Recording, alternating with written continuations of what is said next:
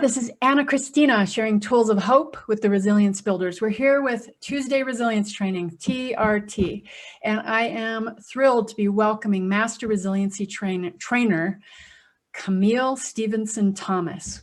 And she's here going to be sharing something I think is super thrilling, but it's kind of the subtlety of reframing for powerful resilience. So she's going to be sharing some tools with us today. But the cool thing is she's also the host of Sanity Check's podcast, which is a resilience-based podcast, which is why she's on today with us.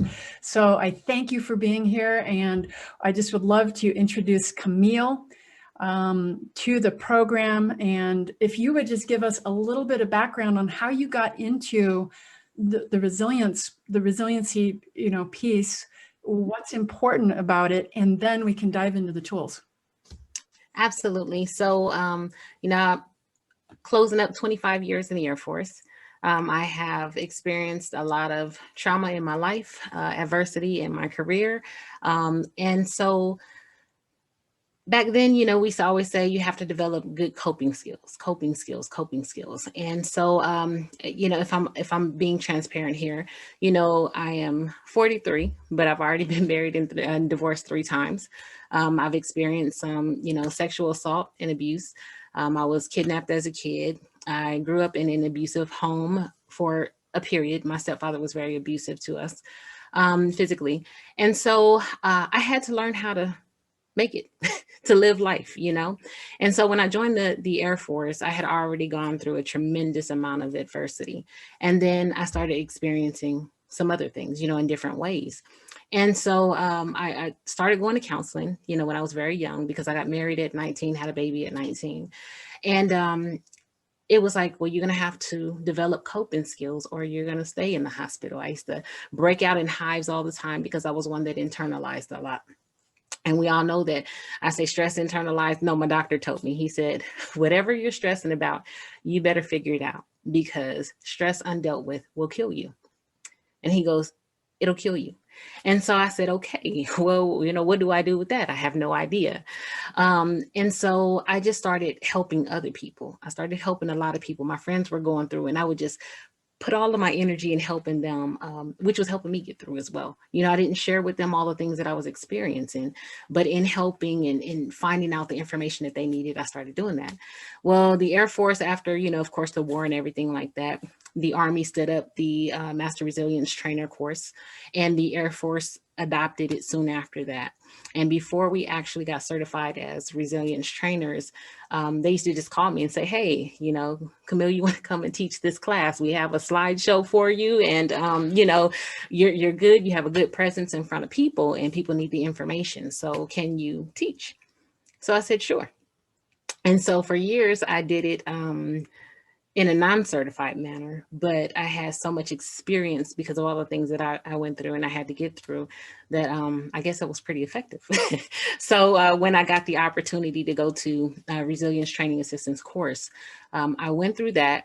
1 week later, they sent me to a Master Resilience Trainer course where I did very well there. And so since then, I've taught hundreds of classes, resilience classes to help really reshape the way that we think about things, how we handle things, internalize things, and to really show people that we do have power, to change our perspective, which changes our circumstance. So that's kind of how I got into it, in a kind of a long story, but I've been doing it ever since then, and I absolutely love it. So. Amazing. So resilience by immersion, you got kind of thrown into the deep end. So I wanted to just kind of, obviously, if you're listening to this, if you're watching this, that we dive in, right? This isn't the formal, my PowerPoint is kind of out of order, but that's okay. We're just going to make it work. So here's her contact information. We'll show this again at the end, but I want to do it at the beginning as well, because I want you to be able to reach out to Kamille. So it's at Sanity Checks, and look at how it's spelled, CHECKKS. That's on Facebook. And then Instagram is at ignited_minds_INC. So you can reach out to her, you can get a hold of her podcast. And I also just have some links for us here as far as as far as the TRT, you can reach me at toolsofhope.com. But really, I have a whole set of resilience resources at resilienceresources.toolsofhope.com. So as you can tell, we just jumped in. And the bottom line is that the housekeeping notes for TRT are confidence and trust, honor, respect, and encouragement. That's how we're just laying out the foundation here. The recording is going. So in other words, the class itself, the training itself will be recorded, typically 45 to 60 minutes. Who knows where we'll end up. And then again, some links. Use the chat feature. Keep your microphones off, please. And then TRT links for today's session. Sometimes if Kamille throws out some links, then I'll post them up on this site later on today. Again, resilience resources at toolsofhope.com. And I'm hosting Burnout's Kryptonite Live later this week. So if we get to that, we do. And if not, that's fine. But I wanted to give you her contact information to start with. So Kamille, let's jump in. When I called you and I said, we talked, and I said, what would you like to teach on? I would love to have you on TRT. What would you like to teach on? And immediately she goes, reframes. So, yes. So talk to us. We want some actionable tools. When I train, I don't train at a 10,000 foot level. I train at the level, hey, we're boots on the ground. We need to be able to use the tools. I specialize in first responders and victim advocates and people who help the victims and the survivors. So we need tools to help the helpers. So take it away, Kamille. Absolutely. We're not pilots. So most of us need this, boots on the ground type training. But really reframe. And this is one of my favorite skills to teach. All right. Because really the mind is the foundation of everything, right? When you understand how you can control your mind, like I said earlier, how you can change your perspective. Your life changes. You hear the cliches all the time, change your mind, change your life. People say it very haphazardly, but when you start to really delve and dive into it, I tell you, it really does change your life. So with Reframe, people don't understand, and I want to start with this, things happen to us. And oftentimes we respond to it. We don't even respond, we react to it. And we say, oh man, I did something and I reacted before I even got a chance to think about it. Well, I want to pause. And I say pause for a reason. And I want to explain how events drive, the kind of the sequence of from an event happening to you reacting to it. So events is very, very important to note that events are neither positive nor negative. They just are. All right. It is our experience, our life that gives it meaning, that event meaning. All of the things, there's like an event that happens here, right? There literally is a pause in your brain. So from the time an event happens to the time that your body gets the signal to react, there's about a quarter second lag there. All right. And I call it, it's the pause in the brain, but I call it the power of the pause, because that's where you have all of your power to determine how you're going to react to a situation. And really a quarter of a second is a long time. It doesn't seem like it because that's a split second, or just like, but it really is a long time when you understand how to recognize the signs, before you react. So say I'm just going to use the car cutting you off, right? So a car comes and it cuts you off. Most people, first thing they do is bang, bang, bang. Yep, they start flipping fingers. They want to chase after the person and they want to give them ugly, I've seen it before, right? Yeah, shaking a finger like you ought to known and everything like that. And so we go through all of these emotions. We have this physical reaction. We have emotional reactions as well. Those emotional reactions are all of a sudden I got irritated. I got angry. I was frustrated. I have all of these. And then we go through a physiological reaction as well. And that's when the heart starts racing. Your ears get hot. You hear that fire coming up, somebody says something to you out of pocket and you're like, oh my gosh, my ears are burning. Let me breathe, that heavy breathing. So our body goes through several different types of reactions. All of that is not really about the event. It really is about your belief about what just happened. Okay. And that's the part that I really want you guys to understand. It is the belief. So a car cuts you off. You were growing up, you were in a car with your mother, your grandmother, father, whoever it was. A car cut them off before. They reacted and they was like, oh, this person is a jerk. They're just rude. They're just in a rush and didn't care about anybody else's feelings. They just were trying to didn't care that they almost killed me and you and everything. And we pick up all of these different ideas and these beliefs that other people have. During our childhood, we're conditioned, right? So we learn from the people around us, what we see on TV, our religion, our core values in our family, what our family norms are. Your environment shapes your beliefs, because me being in a certain environment, I have to deal with things that other people may not. And it's not a black and white thing. It's just where you're from, So it could be anything. I took the bus all the time where other people drove all the time, And so, or you took the subway where the likelihood of having an accident is much less than somebody who has to, ride on the 805 freeway in California every day, And so our beliefs about people and the things that are happening are shaped by our experiences, what our families give us, our environments, our religion, our spirituality, our jobs. Some of us that have grown up in the Air Force, those core values. And so in that split second, what happens is when an event occurs, all of those things that you've been conditioned to believe come flooding your brain. And then subconsciously or unconsciously, you decide how you want to react. Those physical emotions, that you want to honk that horn or you want to chase them down and shake that finger and, mouth all these things. It's due to everything that you were conditioned to believe about a person who cut you off. All right. So that event, neither positive or negative. A car just cut you off. Nothing happened. They just cut in front of you. But now, because of all of that, we're thinking, oh, that person is a jerk. They're rude. They're inconsiderate.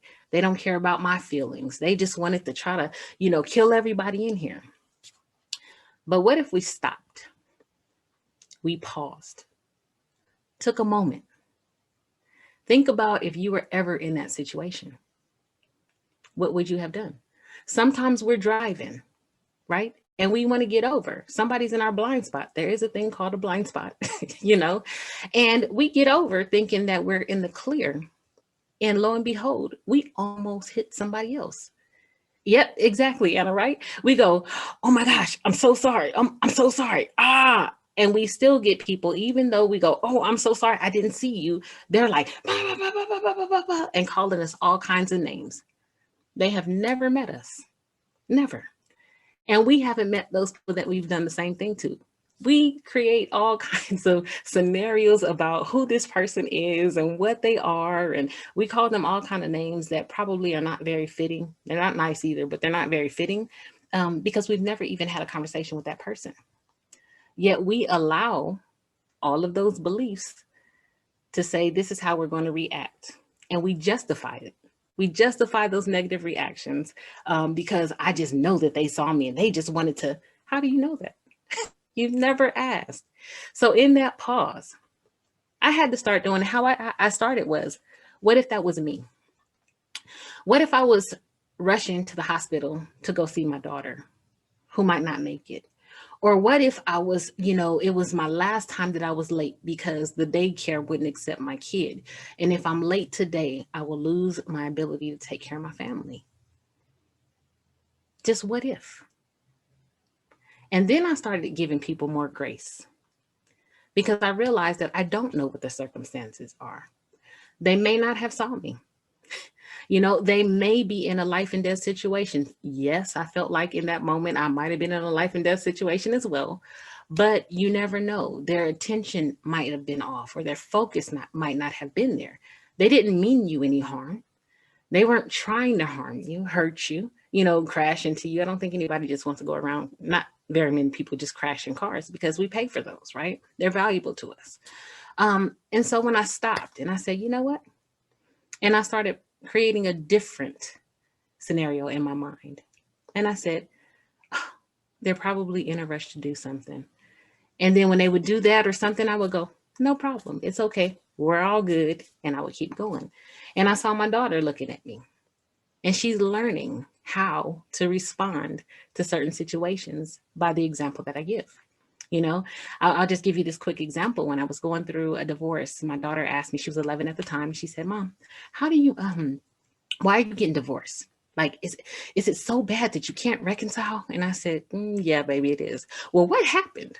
And I said, well, I don't want to, air all the dirty laundry. There's some adult things that need to stay with adults. And she goes, well, if you're my mother and I'm looking at you, she said, to learn how to live life, then how am I going to learn if you don't tell me?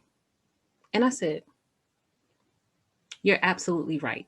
And so I gave her what she needed to know at an 11-year-old, on an 11-year-old level. But I realized that those things that we say and we do, or we don't say and we don't do, also shape their belief system, our children's belief system. And then they respond positively or negatively based on the information that they were given, because they're all, kind of formulating these things and how to live life. And so if they see their parents being real, typically that's how they think that they're supposed to respond. And so they continue to do that. So I started taking a step back, taking advantage of that pause. Now, here's the other thing I want to say. Sometimes we feel that urge to react, right? We feel the stuff, our ears coming up, or that heart start racing, or, you're like, ah. And when I feel it, I immediately now, because I know that that's a sign for me, I recognize it and I go, am I thinking irrationally? What was it about? What did I just think about this situation or this person that made me react so harshly? And so I thought about it and I said, you know what? These are really irrational thoughts. And half of them are not true. Because again, I don't even know this person. I don't know their background. I don't know what was going on within their mind. And here I am. I might say something to someone who knows them. Now, this person has an opinion about them that isn't even true, because they cut me off or did whatever. And it wasn't that they did it on purpose. I just, because of my belief systems, I took it as if they were trying to harm me. So I started pausing. The power of that pause, that when I feel that, I said, is this irrational? Do I know that this person is a jerk? Do I know that they purposely did it to me? If I don't, I stop and I go, they might have been in a rush. There might be somebody that they really needed to see. They might be late for the last time at their job, and this may cost them their job. Do I continue to exacerbate this situation? Because ultimately, again, stress raises all of those levels in your body, right? It causes cardiovascular issues. It causes cholesterol to be deposited, keeping it at a ground level, to be deposited into your arteries and things like that, which harm you. That person is on about their life. You're the one holding on to that, anger and that frustration that literally is toxic to your body. Toxic to your body. A lot of people that have high stress and things like that, because they don't take that moment to pause and say, is this really the truth? Am I thinking rationally? And they stay angry all the time. It lessens their lifespan. Literally, you can take 10 years off of your life by continuing to live a high stress life or angry life, when you can just say, today I choose to think about this differently. Today, I choose not to get mad. I'm still alive. I'm okay. And I'm going to tell you this really quick story about when I first started, I think it was before I was actually the MRT. I went on leave one time and we had went shopping. It was the holidays with my sister-in-law and my sister. Well, it was the whole family, but it was my sister-in-law, my sister, myself, and our children. We went to a store, Papaya, in Louisiana. And so, I'm in a cheery mood and everything like that. And I'm like, all right, y'all, I go into the store. I saw a sign in the window before I got there. And I was like, oh, they got sales over here. Y'all, let's go in this store. Okay, me and the girls and, my sisters, we came in, and right in the front of the store was a rack of shirts, and it said, buy one, get one for $1. I'm like, perfect, just in time for the girls' next semester in school. So I said, I'll rack up here. I usually, when I go home, I would kind of come with a semi-empty suitcase because I lived overseas a lot. So I would come home with a semi-empty suitcase and I would buy all the stuff that they needed and take it back home. So on this particular date, I get these shirts and stuff. I grab a couple of other things. It wasn't a lot, but it was a few other things. And there's a long line. Me and my sisters are sitting laughing. They were like, okay, well, I'll be back. I'm gonna go over here and look at this, okay, fine. So I finally get up to the counter and I said, hey, do you guys have military discount? They said, absolutely. I said, okay. So she rings up my total and it was $73 and some change. And I had calculated it differently. And so I said, I'm sorry, ma'am. I was like, I think something's wrong. She was like, no, it's not. And I said, the shirt, I said, can I see, can you bring up the price of them? And they were buy one, get one 50% off. I said, well, the sign over there says buy one, get one for $1. She says, well, the sign is wrong. I felt everything in me. And I said, excuse me for those who aren't, religious or whatever, but I said out loud, I said, Jesus, hold my tongue.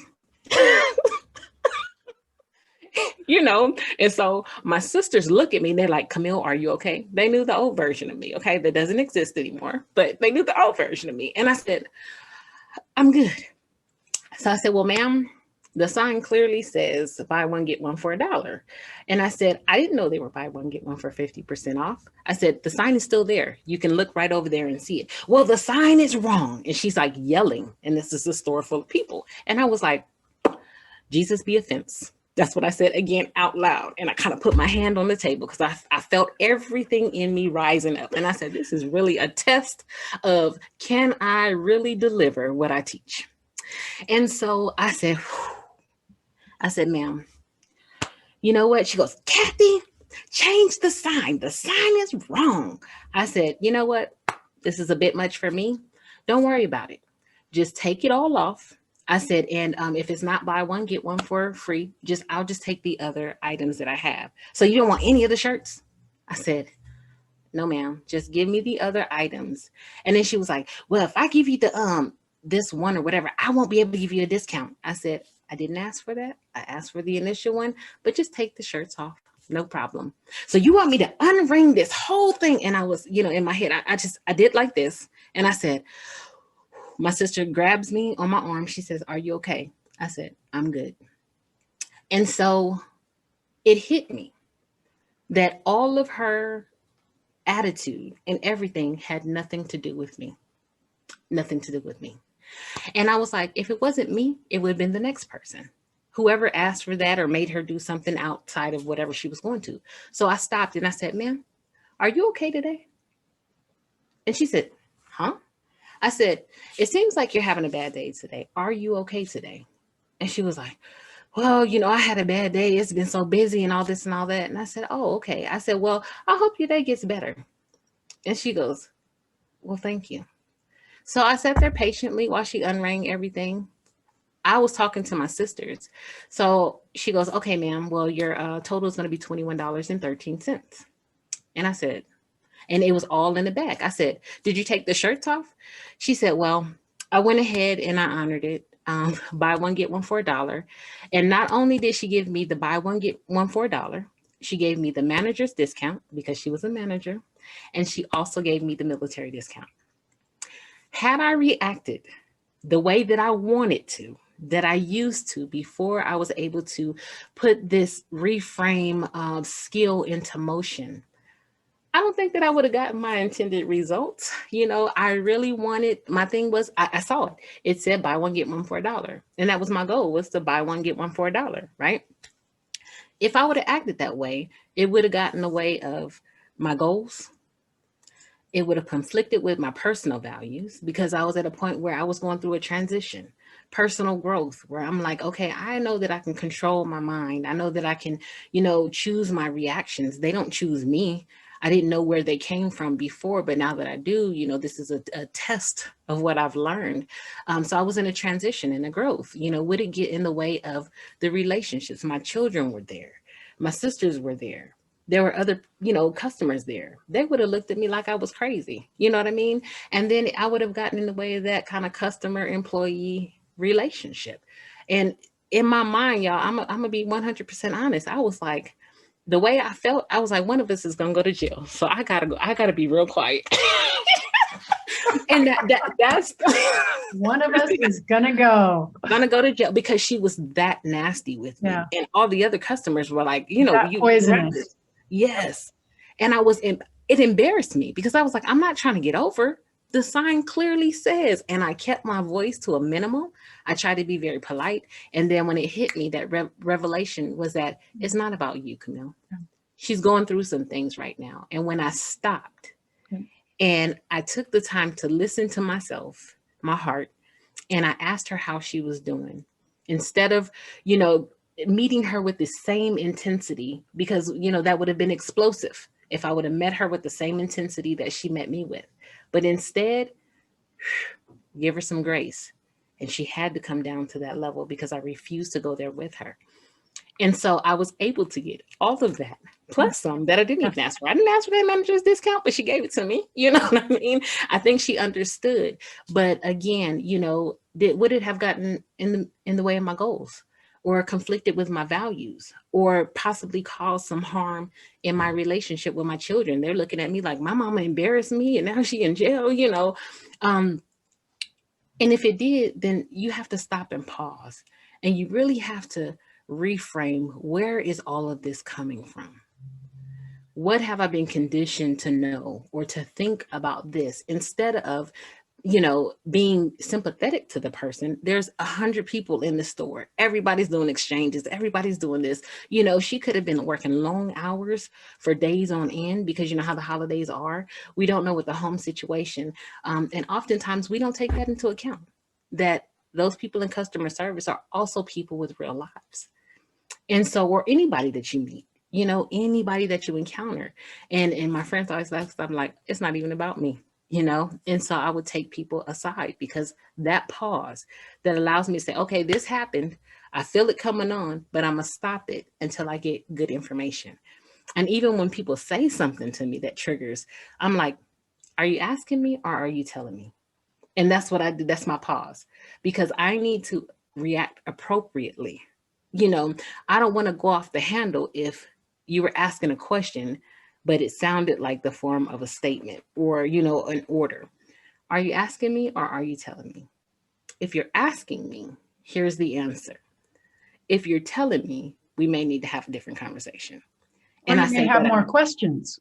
Or more questions. Or you may have more questions. Or more questions. And so just doing that, and stopping allows people also to reframe, whether it's their question, their statement, or to ask more, or whatever that is. And that's a cue, that's kind of a physical cue or a verbal cue that says, hold on, something is going on. Let's clarify this before we both get into, a situation.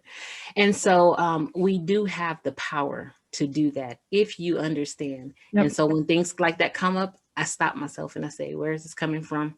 This person didn't do anything. Where is this coming from? Why am I so triggered? And I take that opportunity before I react, to think about it, to peel back the onion, and then respond to the situation, rather than reacting and allowing the reaction just to happen.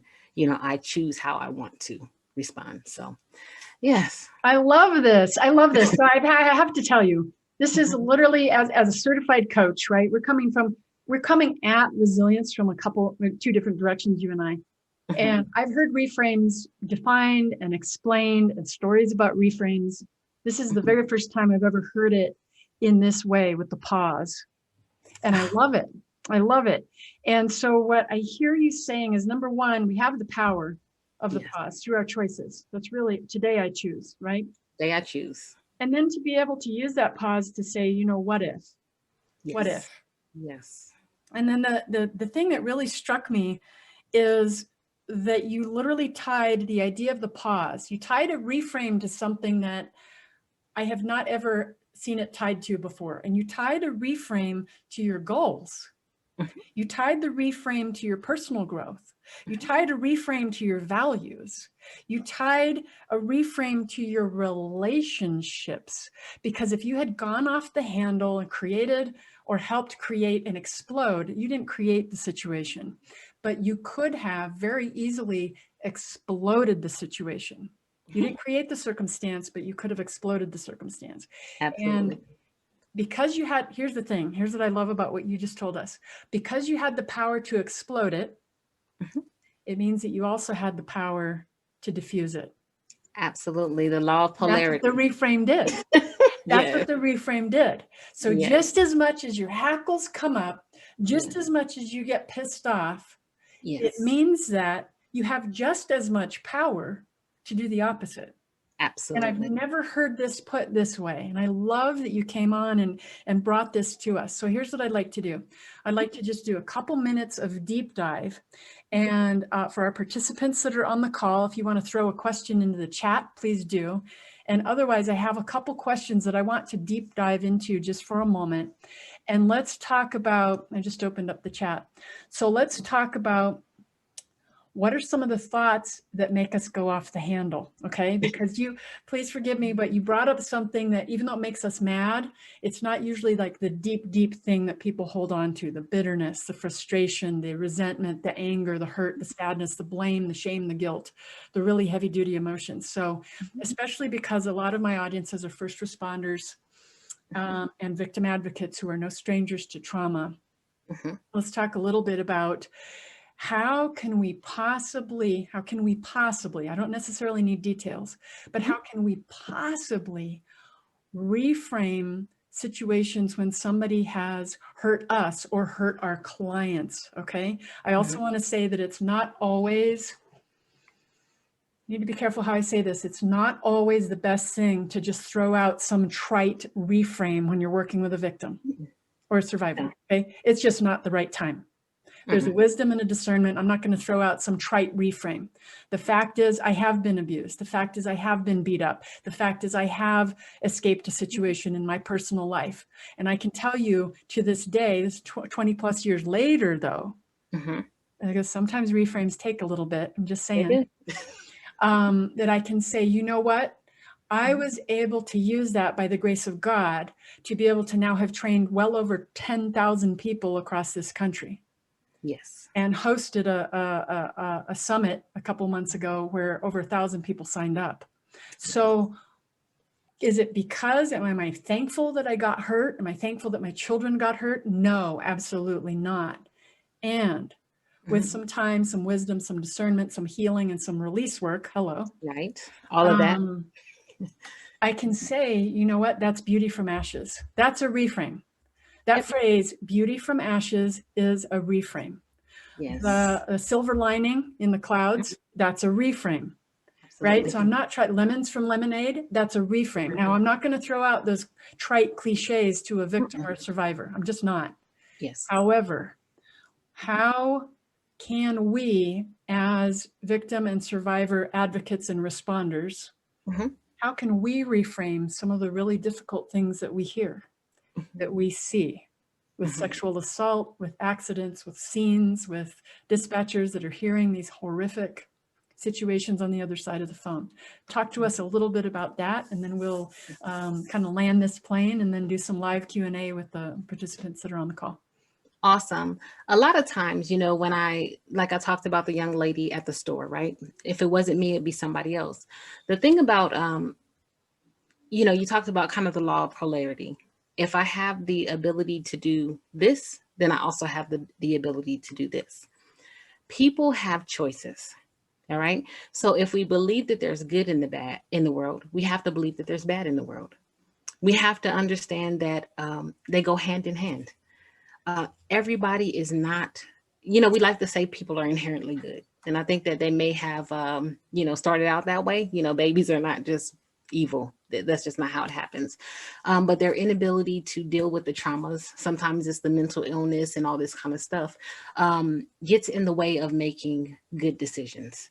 And then sometimes because they don't have the skills to deal with the hurt that they're experiencing, they may have like, their community of, you don't talk about our business, and so you keep that in and it just eats at you and eats at you, eats at you. That anger builds and it just comes out and you lash out at everything, anybody and everybody because of what someone else did to you.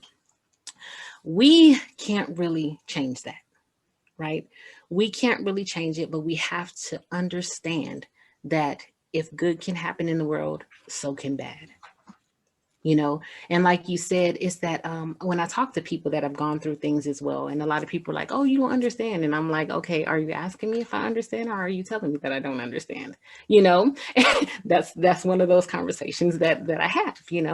If you're asking me, I can tell you my experience. I went through the same thing, not with the same person, but I went through the same thing. And here's my story. And then they go, oh, and I go, what you see is not always what you get. So people are like, how can you smile all the time? Because I made a choice. I made a choice, like you said, to use that adversity to my advantage. That I am now going to use all of the things that I know, the signs that I see, in certain perpetrators. Now, the other thing that we have to be careful of is projecting our fears on people, because they may react irrationally because of our fears. It's not even that person is going through it, but you got to watch out for this and you can't be doing. And now they're looking for all of those, bad things. We have to help them to learn to be cautious and to arm themselves with, certain things, or take a self-defense class in case it does happen. But you don't have to constantly live in fear, because things happen, but we still can get over them. And so when I talk to people, I ask them a lot of questions, you know what I mean? And it's really that coaching them through, well, what could you have changed about that situation? It's in the past. Can you change anything about that? Is there anything that you can glean from that? So I start pulling out those things. You're still here. How did you make it? Every single day, how did you make it through that situation? You have to give yourself credit for that, because there is progress in the process. The process of you just getting up every single morning is progress. Celebrate that. That today, you managed to get up and take a shower and brush your hair and get to work and still be effective in your job. Even though, like me, I said I used to have to pull down those masks, but I made it. And I was able to do that until I can heal. And some days I would get out my car and not want to go. And I'm like, okay, I'll sit down for a minute. I ain't ready quite yet.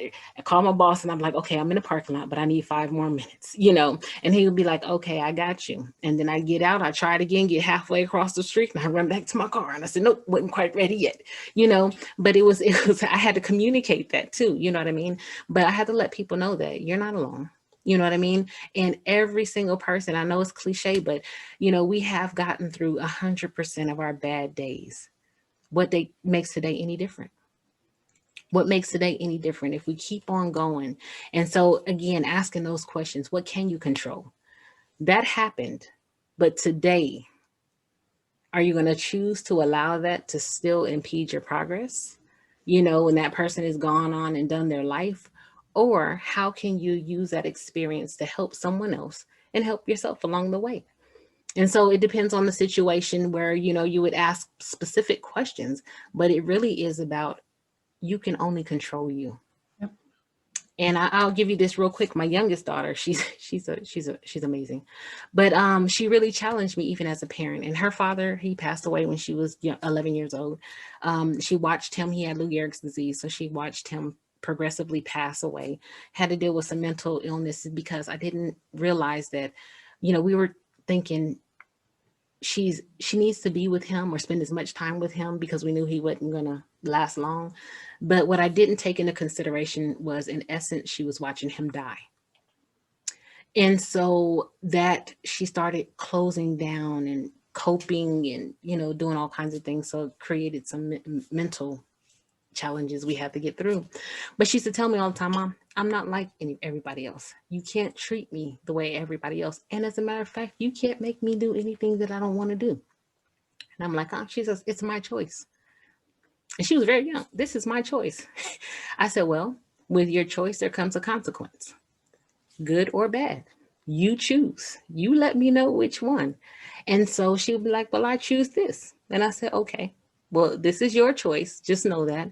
So whatever you say you want to do, the bad choice, say punishment, I give her 3 days. I'll take 5. And I said, well, this is your choice. And she got up to 14. By day 10, she was like, Mom, I'm sorry. And I said, nope, that was your choice. And I held her to it. Because that was a different way that she learned. I don't want to go through this. Now I need to talk. And so I realized that I had to find ways specific to her. I cannot force her to do anything. I'm not going to beat her to death to tell me something that's insignificant. No. But if you do something, this is what happens, And so now we have a very open conversation, but people have to choose for themselves what they choose to do, good or bad. And, helping them to see how that past experience can help you or it can continue to hurt you. You choose. Do you want to heal? Do you want to feel better? Or do you want to continue to allow that person to impede your life while they continue to go on with theirs? And so once you start uncovering that, how are you really feeling? Let's talk about it. Good, bad, and ugly. Okay, how does that serve you? Is it serving you now? Well, no. Well, what can you do about it? How can you change that? And so talking through them that way. And we can't take on people's, problems. I had to learn that too. And sometimes I go, where is this feeling coming from? It's not mine. Yeah. I need it to go back where I need to put that energy back in the atmosphere because I can't carry the weight of the world.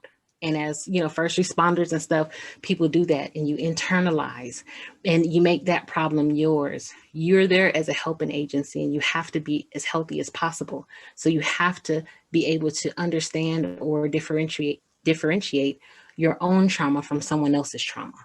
And if it's someone else's trauma that's impeding your life, you have to give it back. Yeah. You help them walk through it, but there's sometimes nothing you could do about that, and bad is going to happen. But how do you deal with it? I know it's going to happen. All I can do is take that and help the next person or try to help this person through, but I can't make it my own because that's when people start, Yep. I love that. So here's what I'm hearing is, number one, I loved it. There's progress in the process, but number two, we have gotten through 100% of our bad days. And the question is how? That's really the question. Instead of parking on the question and saying, why did this happen? Why was that person such a blah, blah, blah? To say, wait, how have I gotten through that?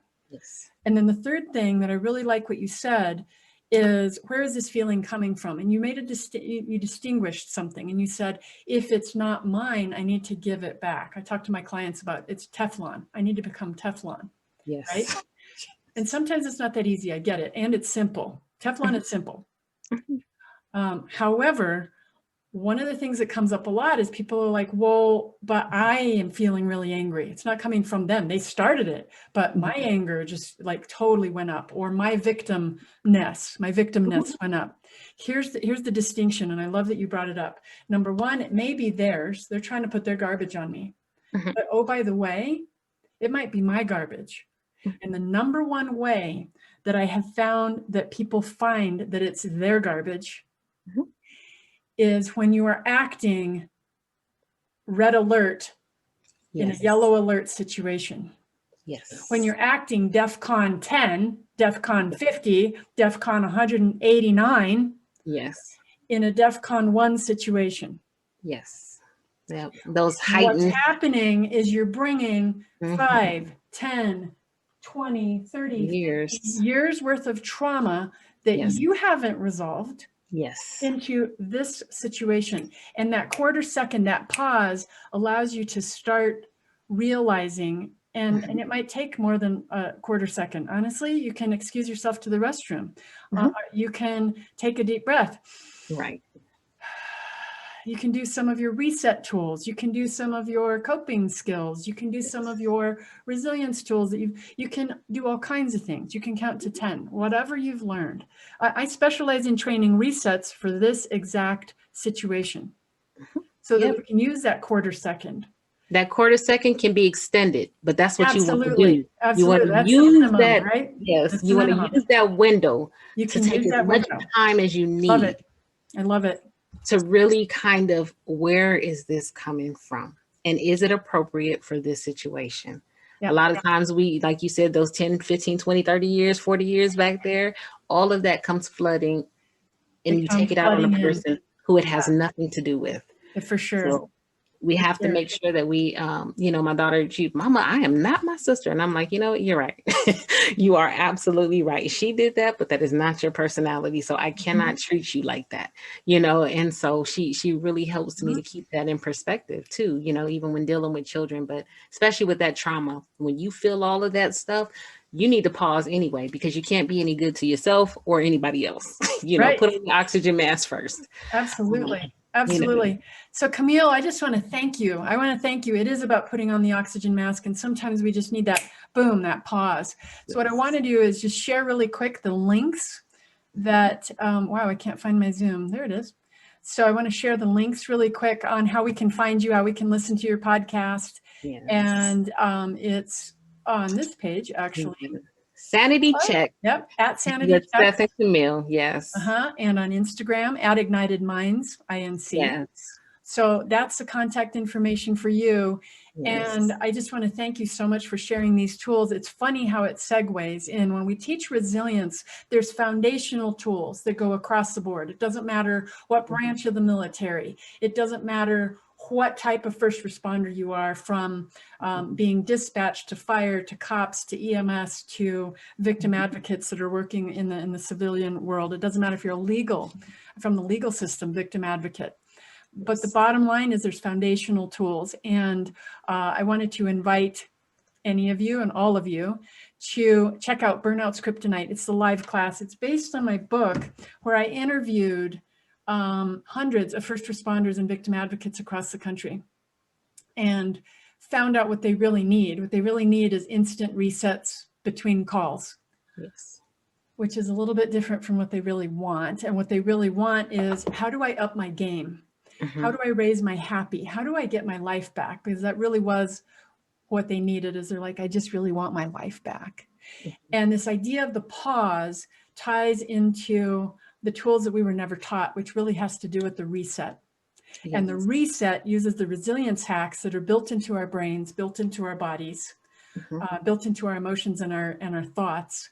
And you use the reset to be able to use that pause even more effectively. So I love and get to the happy with all that other stuff. I know. You want the good stuff, but you have to deal with the bad stuff and clear your mind of that stuff. Make space for the happy. Absolutely. You really do. You have to make space. So. Absolutely. So I actually took off the link, but it's Burnout's Kryptonite. Can you see that? It's Burnout's Kryptonite, and it's a 2-hour class. It's on Saturday, January 23rd of 2021. And it's this Saturday. Very, very simple resilience tools that we can use anytime. So here's the link. It's bit.ly/BK, and it is case sensitive. So bit.ly /B, K, L, live, January. So it's capital J. So it's bit.ly/BK live January.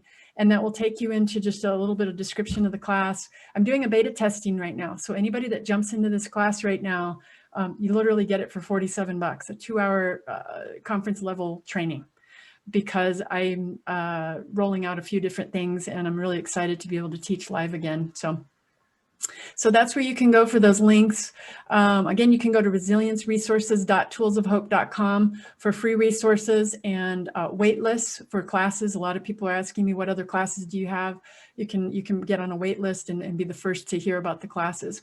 So here we go. Kamille was sharing with us this kind of trick, this kind of secret, and it's the secret of the pause. It's a resilience hack for your brain.